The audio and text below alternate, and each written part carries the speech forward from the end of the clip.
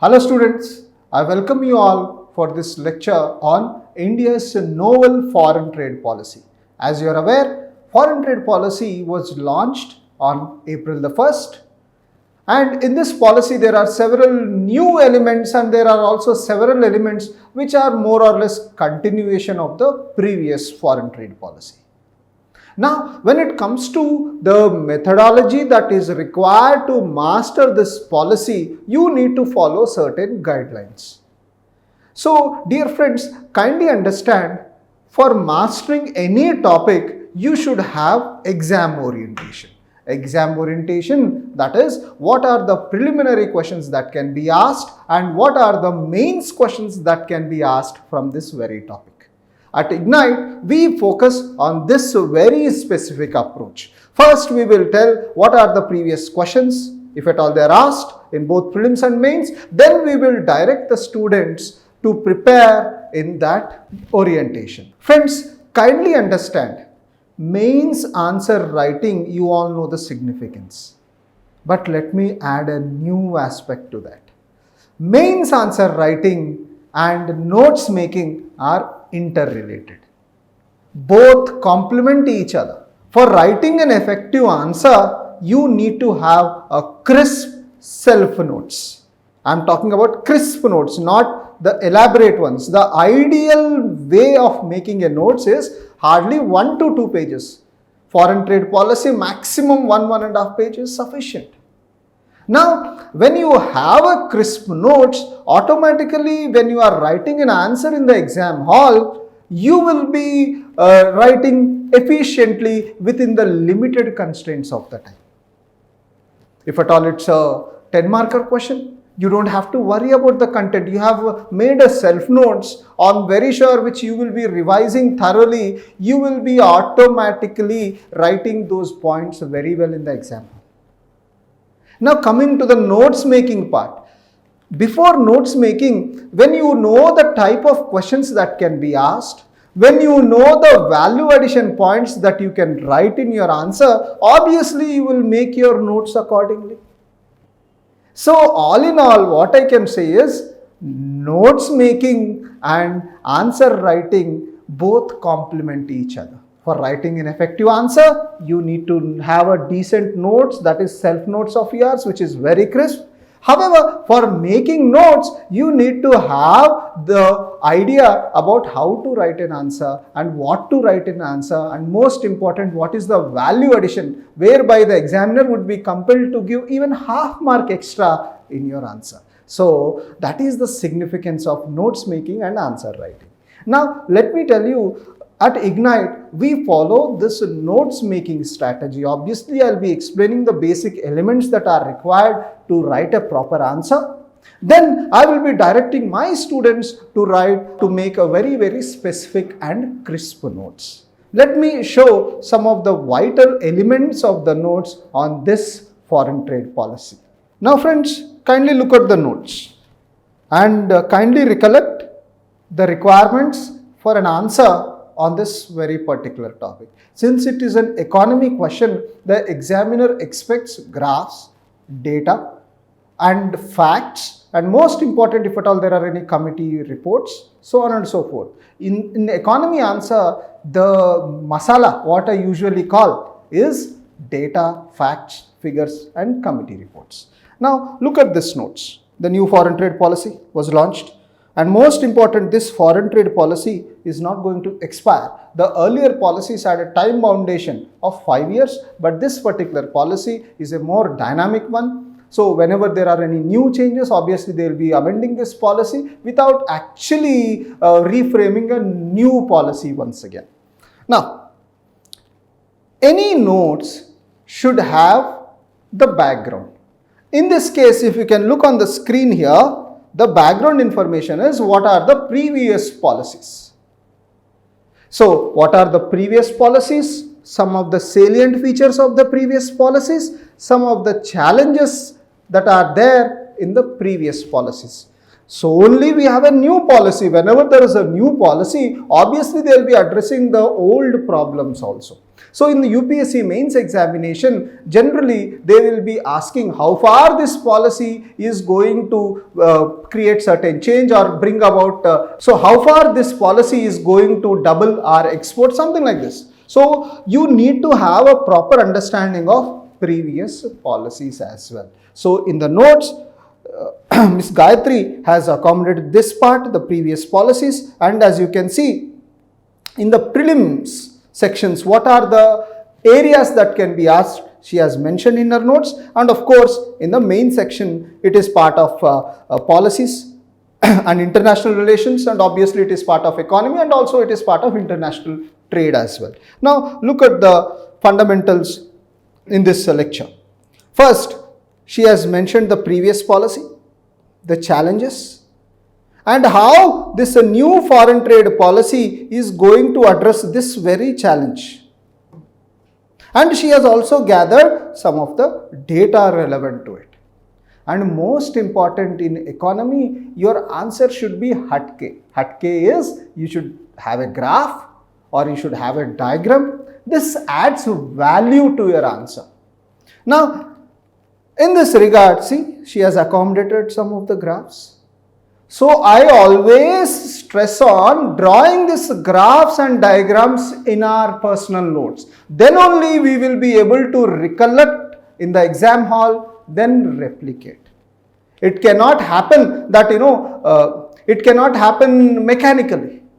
Mains answer writing, there is element of mechanical aspects. So whenever you recollect your notes, obviously you will be recollecting about the graphs, diagrams, then you will be writing in your answer. Now that is the orientation. As you can see, previous policies, challenges, how this new policy is going to address them along with the graph.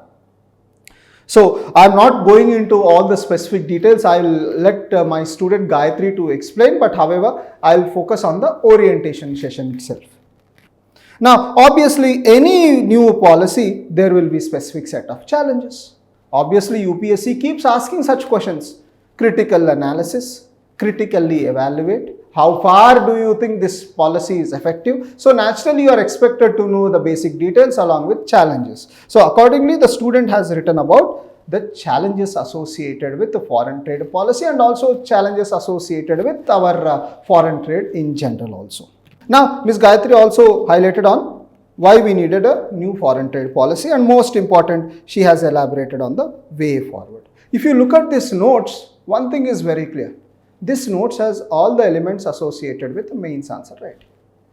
So, if at all there is any question on foreign trade policy with the given set of notes, Ms. Gayatri is going to revise these notes multiple times and she can replicate this answer beautifully in her answer copy.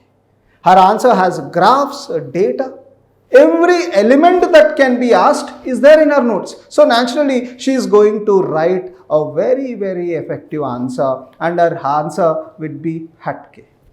That is, she can anticipate or she can aim, or that is, she can get at least half mark extra. So please remember, once again I am going to the earlier point, notes making and answer writing are not separate. Both complement each other. Now, I will let my student Gayatri to take over. She will be explaining the basic details about this policy. Thank you, sir, for giving me this opportunity. Myself, Sai Gayatri of Degree Second Year, Ignite IAS. Today in this video, I am going to discuss about the new foreign trade policy. As A.N. Reddy sir has already given a brief intro on it, I am going to discuss the detailed dimensions of it. So firstly, let us look into that why this is in news. We need to look into the current affair aspect. So this is a new policy brought in by the Government of India, Ministry of Commerce. This is a new policy brought in by the Government of India, Ministry of Commerce. And this is the replacement of the old policy. So actually the old policy was brought in the year 2015, which is continued even in the COVID-19 time due to unexpected situations. And this is a special one because there is no sunset clause for this. No sunset clause in the sense there is no end time, or Government of India did not declare when this policy will be ending. So this is an important aspect in the current affair.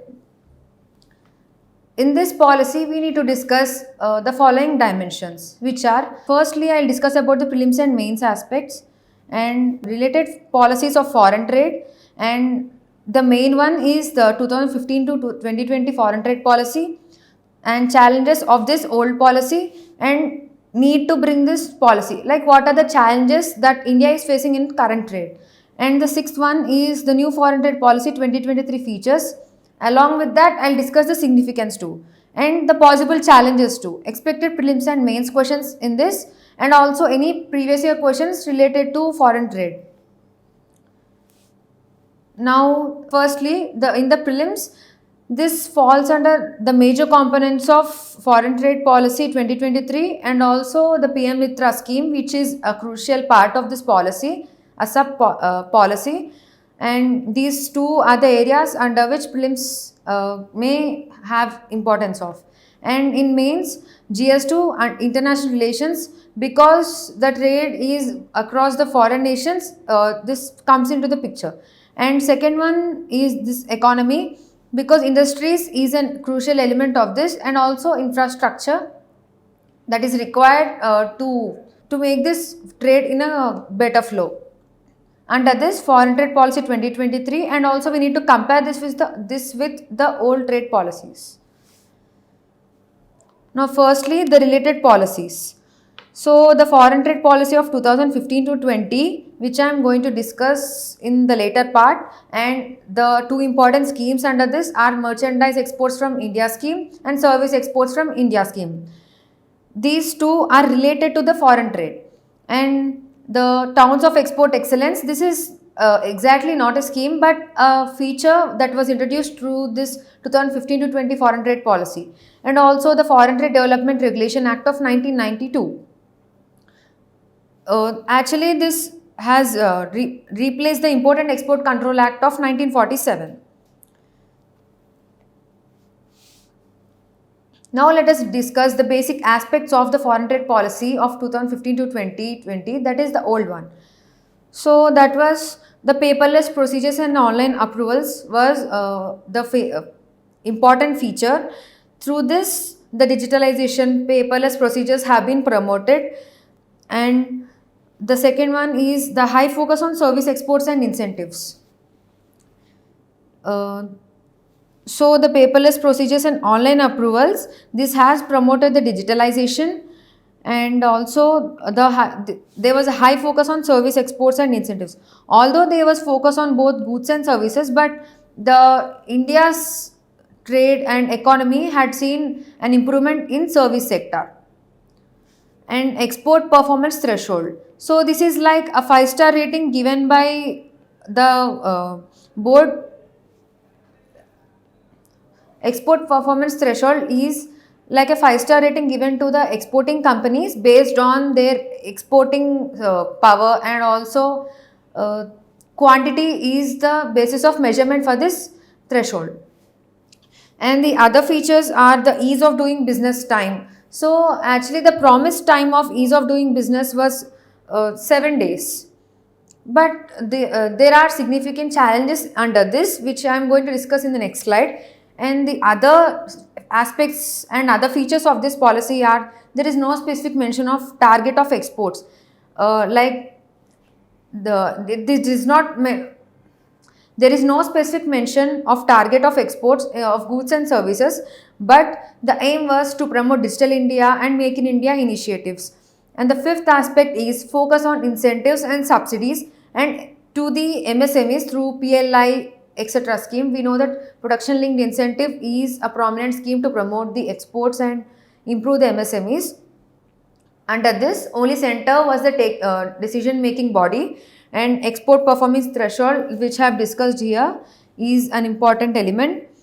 And also, as I have discussed, the towns of export excellence. So this is an important feature because under this 39 of districts or towns have been recognized, under which each district has been linked with one product prominent to export to other countries. So these are few features. Now let us discuss about the key challenges of this policy. So dispute resolving system.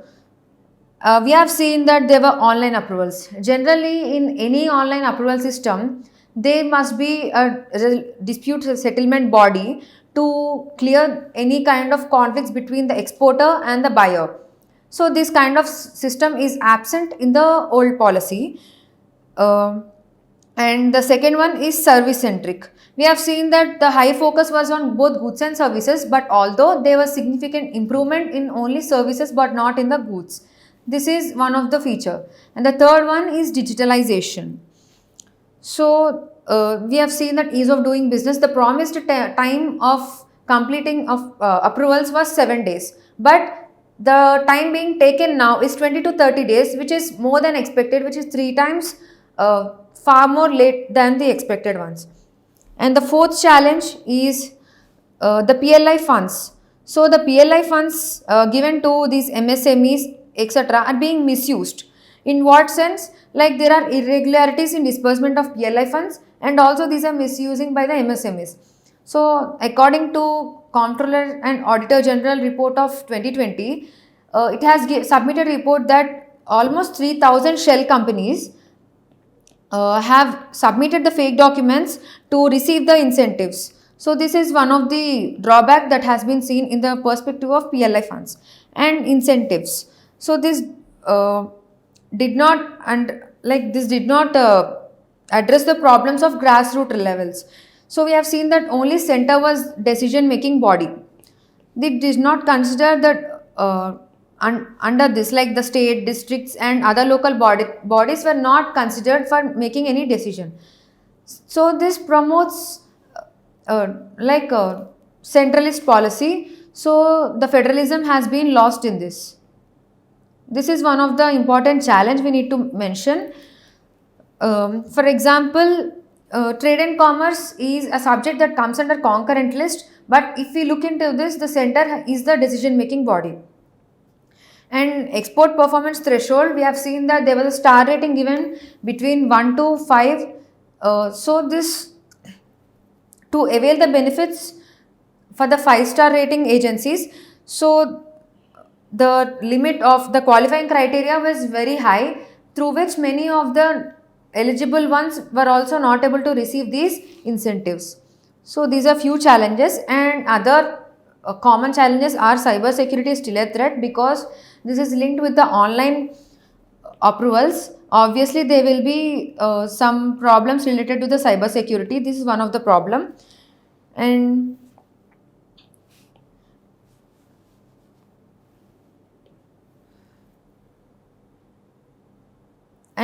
we have seen that the towns of export excellence, there were only 13, there were only 39. So out of India, only 39 towns have been recognized. This is very less number. Still we need to improve this number and promote the one district, one product policy. So these are few challenges. Now we need to look into the drawbacks that are being faced in India's trade.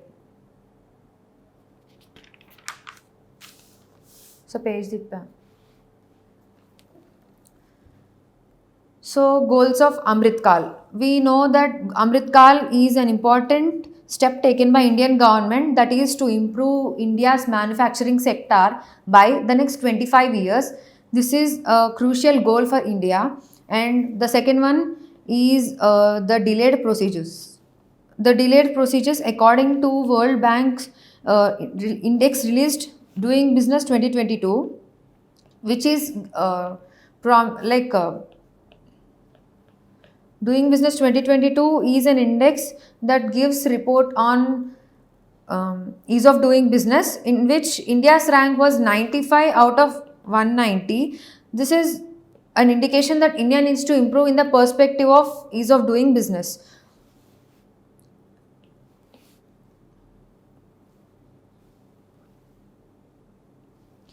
And the third one is China's factor. So we know the problems of China, like the Chinese dumping, trade deficit of India to China. These are India's current problems that is becoming debt trap to China. And the rupee rate.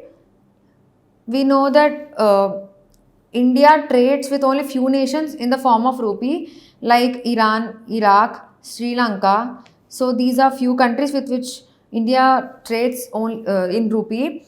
We need to increase this because India's currency is lot exposed to the depreciation. This problem can be addressed, and also there is slow growth export. So if we look into the trends which is released by the Ministry of Commerce and Industry, the export growth rate is seen from 2018-19 to 2020-21. We can see that the graph has drastically been decreased, so the exports must be increased. This is one of the need in the current trade. These are the challenges that India is facing in its current trade. Now let us look into the main part of this, which is the new foreign trade policy features and their significance. The first one is digitalization. So we have addressed the challenges of the old policy, that is the dispute resolving system was absent. So through this new policy, e-certificate origin of issuance, this is one of the prominent feature. So through which the qualified exporters will only be recognized, and also the consultative mechanism to resolve the trade and industries disputes. This is one of the crucial step taken by Indian government to promote the exports. Through this, the conflicts between exporter and the buyer would be reduced. This is one of the important feature. And merchandise oriented. We have seen the older policy that both goods and services have gained prominence, although the services only had a major gain, but irrespective of the goods. So in this new policy, we could observe that all the services have been seeing an increased growth. Through this policy, there will be an increased growth even of merchandise too.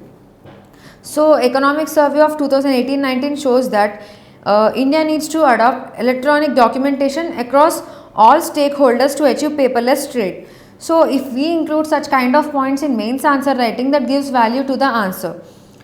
As this economic survey is a document directly released by the government, there is a possible chance of giving good impression in the answer. So the second feature and its importance is the merchandise, and the third one is automatic route processing. So we have seen that ease of doing business in the report released by the World Bank, the India is in a stage where it needs to improve. In this policy, this is being addressed by automatic route processing. Through this, the promised time of ease of doing business has been reduced to 1 day, which is much more lesser than compared to the previous old trade policy. And the consultation mechanism. So we have seen that center was the highest decision making body in the old policy, but in this new policy, for extending this sunset clause and also for making any changes or amendments, center will be consulting the districts, states and trading hubs in making this policy.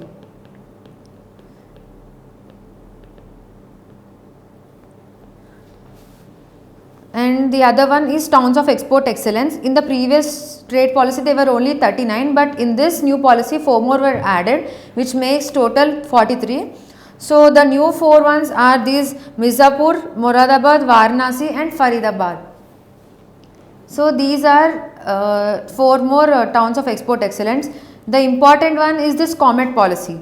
SCOMET means the special chemicals, organisms, materials, equipment and technology. So these are the areas where India is facing regulations, like the highest regulations in exporting to the foreign nations. Through this, these regulations have been reduced to increase the exports. This is one of the important decision making by the center. And the other one is rupee trade. As we have seen that India needs to increase its trade in the form of rupee with many nations. Through this policy, there will be possibility to increase the rupee trade. Like changes for the trade settlement in rupee, this will receive benefits from the government. The benefits to the special sectors which have been recognized in this policy are dairy, textile, green hydrogen, etc. And The other prominent features of this are the export performance threshold. So the qualifying criteria for 5-star rating exporting agency have been reduced from $2 billion to $800 million. So this will provide more benefits to many companies. So according to the World Trade Organization, which has posted a report named World Trade Statistical Review, it has suggested that it will increase the benefits to many sectors. So considering this suggestion, India has made a significant change in its new policy. So these are few important features and the significance of the new foreign trade policy. And now, although this is a new policy, we can guess, or like we can expect the upcoming challenges or the possible challenges in this policy. See, the target of this policy is not feasible, in the sense the target of $2 billion to be achieved by the year 2030 is not feasible, because only $760 billion have been achieved by the year 2023. So this has to be almost 3 times by the year 2030. And the second one is the promotion, like export intensive measures to be taken. This is one of the challenge. And also towns of export excellence, there is no direct interaction between towns of export excellence and to the government. Through this, there will be less awareness to them to promote e-commerce. Low credit access, this is one of the drawback, because China spends nearly $39.1 billion and India spends only $7.6 billion, which is almost 4 times much greater than India. So this was released in the report by World Bank 2019 report on credit system and the inadequate infrastructure. So the logistics performance index, which is released by the World Bank in the year 2018, which says that India scored only 3 out of 5.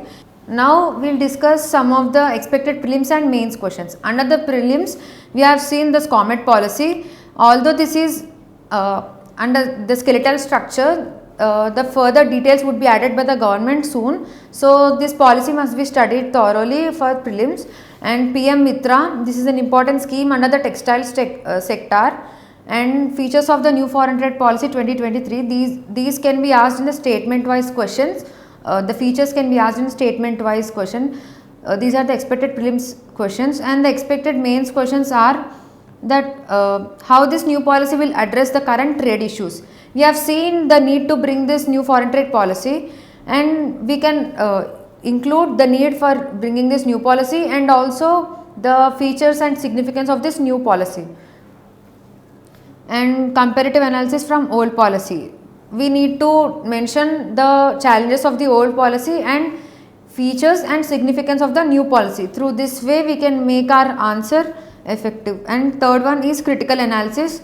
The critical analysis means we need to bring out criticisms or the challenges that are being discussed by the committees. Although there are no committees being discussed about this new policy, in future we may add up the points which are being discussed by the committees.